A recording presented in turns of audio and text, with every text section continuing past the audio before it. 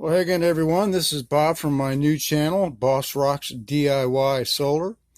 And previously, I did a video on a super capacity bus bar that seems to be very popular, and it should be because I'm using it on my system, and thus far, I've been able to put 400 amps through my bus bar, and it doesn't even get warm.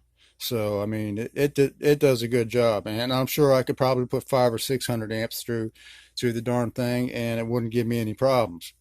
But I did have one rude commenter leave a message in my comments that this was a dog crap idea because if you ever had to pull apart your bus bar, you'd have to disassemble the whole thing to get the wires out.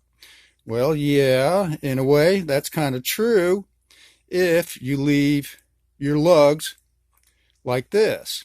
But if you take a side grinder and lop off the top of that, what you get is a spade bit. And as an example, I've got one done here.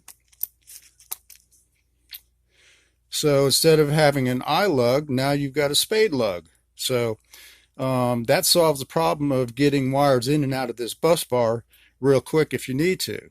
Just loosen up the bolt, pull it out, tighten it back up, put it back in whenever you're ready for it. And leave it a little bit